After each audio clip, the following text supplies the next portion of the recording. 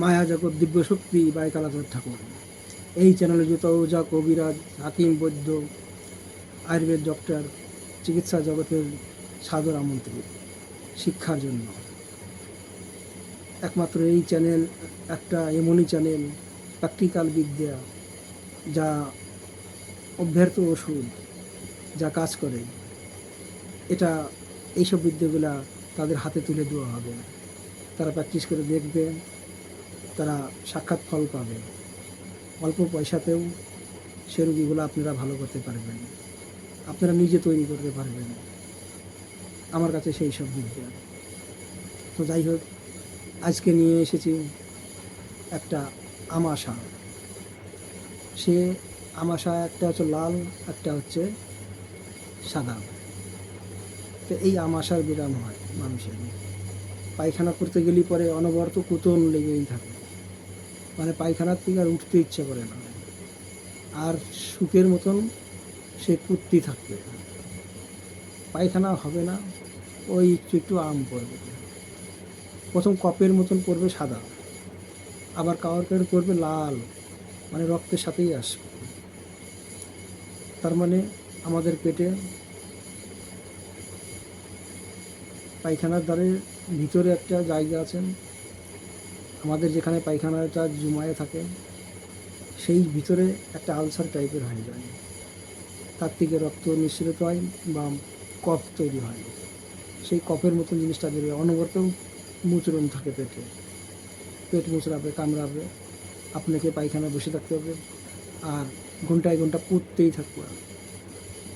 এরকম যদি রোগ থাকে তাহলে এই রোগীগুলো আপনারা ভালো করতে পারবেন, কোনো ব্যাপারই নাই।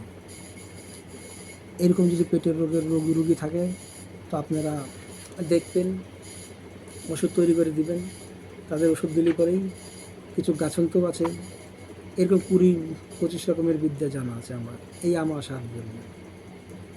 আপনারা শিখবেন, রুগী বুঝে ওষুধ দিবেন, দেখবেন রুগী ভালো হয়ে গেছে। তো পেট নিয়ে এই আমাশাটা অনেক খারাপ বস্তু জিনিস। এই আমাশাটা আমাদের খুবই পেটের অবস্থাকে খারাপ করে তোলে, হজম হতে দেয় না আমাদের খাদ্য বস্তুটাকে, পেট কামড়ানি থাকে। পায়খানা করতে গেলে অনেক রক্ত ভাঙে, সময় সময় অনেক রক্তবালা আসে। এটা রোগীকে ধ্যান দিয়ে দরকার যে আমার এরকম হয় কিনা, আপনাকে বলতে হবে যে দেখেন আপনি পায়খানাটা একবার চেক করে দেখেন আপনার পায়খানাটা কীরকম হয়। রোগীকে জিজ্ঞেস করে কিছু জিনিস ওর কাছে জিজ্ঞাসা করলে পরে ও দেখবে, আপনি নিজের পায়খানা পরীক্ষা করে নিজে দেখবে যে হ্যাঁ আমার এরকমই হচ্ছে, তাহলে ওনাদের ওষুধ দিয়ে দিবেন, দেখবেন যে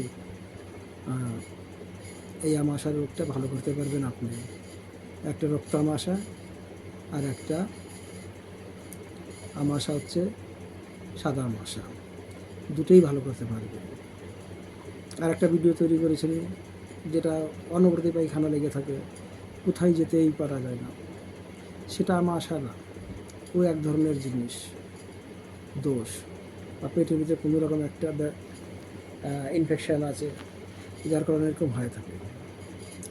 তো যারা এই ওষুধগুলো তৈরি করে শিখতে চান তারা আমার সাথে সাক্ষাৎ করবেন, আর যারা এরকম রুগী আছে তারা আমার সাথে কন্ট্যাক্ট করবেন, হোয়াটসঅ্যাপ নাম্বার দেবো, তারা আমার সাথে যোগাযোগ করতে পারবেন। বাকি এই ভিডিও দেখে কমেন্ট সেকশানে যাইয়া আপনারা কমেন্ট করবেন, আপনারা কী কী রোগের বিষয়ে আরও জানতে চান বা শিখতে চান, আপনাদের কী কী ইচ্ছে আছে, আমি সেগুলো পূর্ণ করে দেবো। আমি একটা এমনই উস্তাদ, আমি 100 উস্তাদের শিষ্য।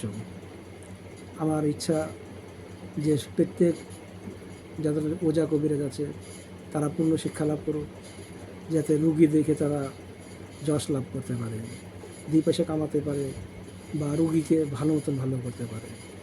আমার এটাই ইচ্ছা। একা মানুষ কত রুগী দেখবে, এত বড়টা দুনিয়া, সব জায়গায় দরকার। এই ভারতবর্ষে কতটি রাজ্য আছে, কতটি রাজ্যতে এক এক জায়গার পর এক এক রাজ্যের কত রুগী দেখতে পারবে। এক এক রাজ্যেতে কয়টা করে কবিরাজ থাকার দরকার, যাতে এইসব রুগীগুলা ঠিক হয়। ডাক্তারের আর কত ঠিক করবে, ডাক্তারও সময়কালে পারে না এসব, সময়কালে ওঝা বৈদ্যরাই এই জিনিসগুলো ঠিক করে থাকে। এই এর জল পড়াও আছে, কিছু গাছন্ত খাওয়া দিল্লি পরেও যায়, কিছু ওষুধ তৈরি করে দিল্লি পরেও যায়। তবে বেশি বেশি রুগী দেখা, তুমি একটা গাছ কার জন্য এক একজনের জন্য কত নিয়ে আসবা, টাইম ওয়েস্ট করবা, এই করবা।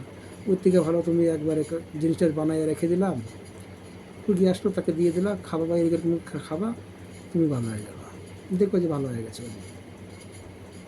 তো রাখি, বাবা কালাচাঁদের নাম নিয়ে।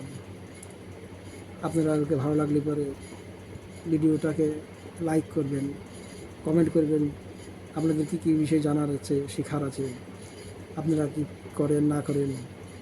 আপনারা যদি আমার ভালো লাগে, আমি তো সবাইকে শেখাবো না, যে এই লাইনের যে গুরুত্ব জানে, যে ভালো চিকিৎসা হতে চায় বা একটা ভালো মানুষ, আমি তাকেই শেখাবো।